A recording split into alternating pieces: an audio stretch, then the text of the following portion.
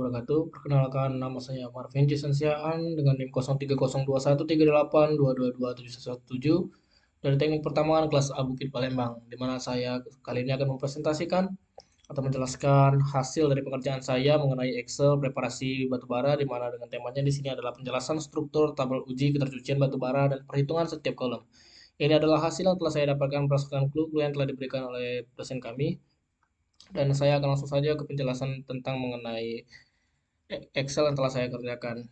Di mana di sini ada kolom yang pertama, kolom relative density fraction atau biasa kita sebut dengan RD. Di mana kolom pertama ini berisi rentang densitas pemisahan misalnya 1,30 sampai dengan 2. Kolom ini menentukan urutan fraksi dari yang paling ringan sampai paling berat. Semakin tinggi nilai relative density, semakin besar kemungkinan fraksi tersebut mengandung mineral pengotor.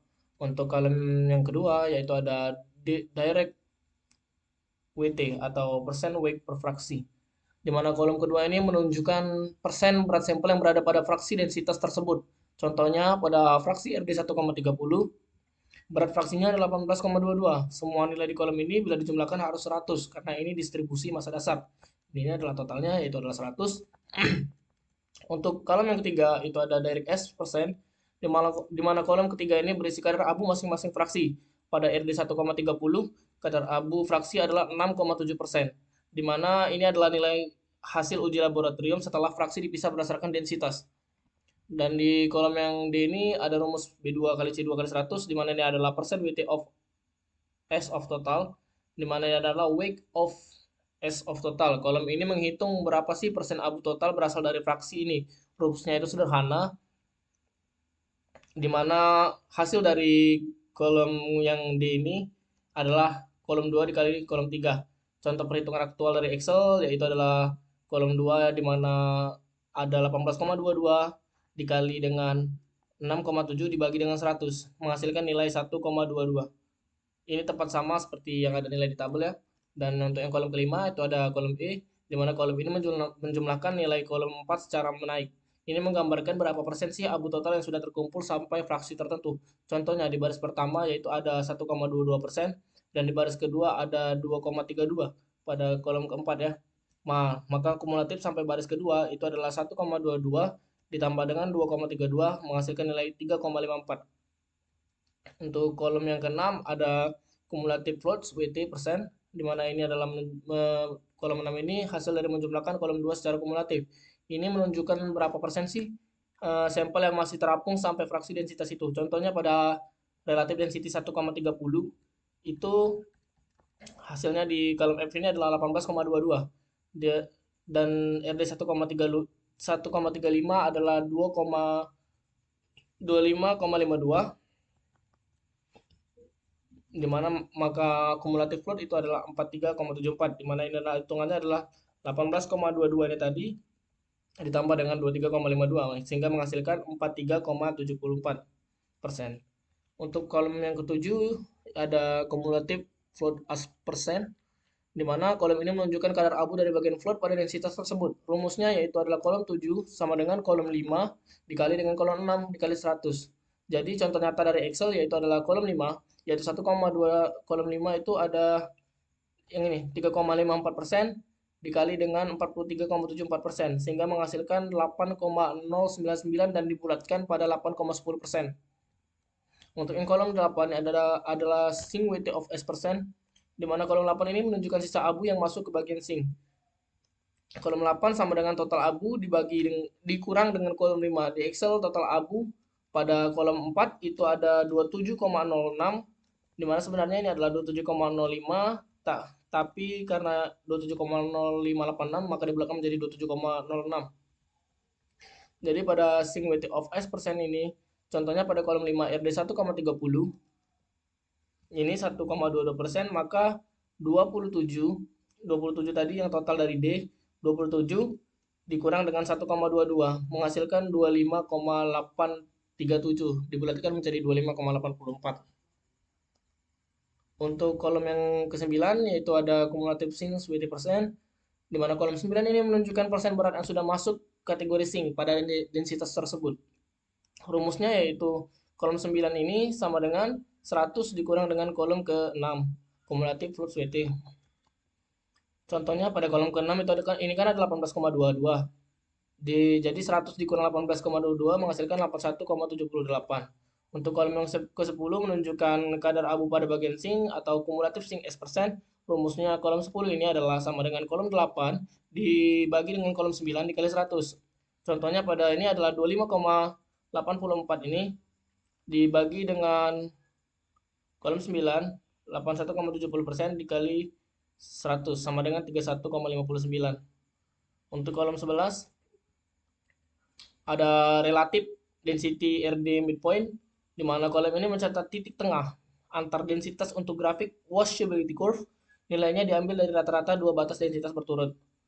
Untuk kolom ke-12, di sini kolom 12 ini menunjukkan persen berat sampel yang berada dalam rentang densitas kurang lebih dari 0,1 dari titik yang dibahas. Rumusnya adalah kolom 12 sama dengan kolom 6, kolom F kumulatif fluid sweating persen, RD ditambah 0,1 dikurang kolom 6 juga RD dikurang 0,1. Jadi contoh sederhana, jika RD 1,5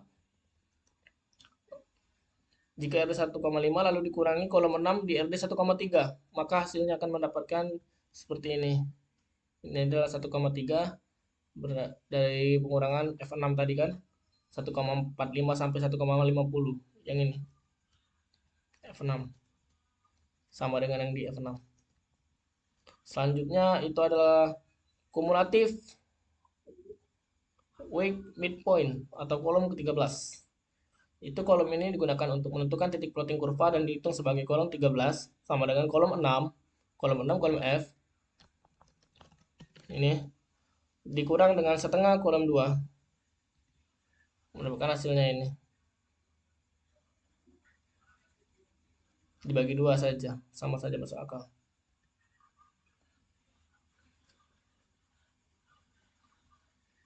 Ke grafik, dimana di grafik ini sumbu X yaitu mewakili densitas relatif, sedangkan sumbu Y berisi beberapa parameter kumulatif dari tabel. Tujuan grafik ini yaitu sederhana, kita akan menilai dari grafik ini ya, bagaimana merespon proses pemisahan berdasarkan densitas. Jadi yang pertama, ada garis kumulatif berat terapung atau floating kumulatif, di mana itu ditandakan dengan warna biru. Garis ini menunjukkan proporsi contoh yang masih terapung pada densitas tertentu. Polanya selalu turun karena semakin tinggi densitas, semakin sedikit material yang tetap terapung. Jadi kalau penurunannya tajam, berarti sampel memiliki karakter ketercucian yang baik. Batu bara dan material mineral terpisah dengan jelas. Untuk grafiknya itu ada pada warna biru. Yang kedua itu ada garis kumulatif berat terendapkan atau sinking kumulatif, di mana sinking kumulatif curve itu ditandakan dengan warna hijau di sini. Kebalikannya dari yang pertama tadi, garis terendapkan ini naik menuju 100%. Di mana ini menunjukkan berapa banyak fraksi yang sudah masuk ke zona berat atau denser. Jika grafiknya stabil dan meningkat teratur, berarti pemisahan itu berlangsung secara konsisten. Yang ketiga ada garis kadar abu kumulatif terapung,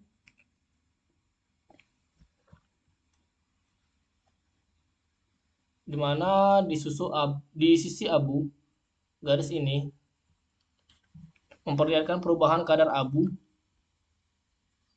dari fraksi yang lebih ringan. Normalnya cenderung rendah di densitas kecil lalu meningkat perlahan. Kalau garisnya langsung naik signifikan, itu menandakan batu bara kotor, banyak mineral ikut terbawa di fraksi ringan. Selanjutnya ada garis kadar abu kumulatif terendapkan.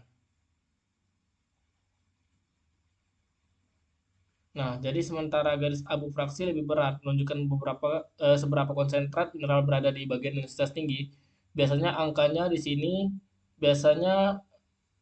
tinggi di sini. Semakin besar kenaikannya, semakin efektif pula pemisahan abu ke fraksi berat.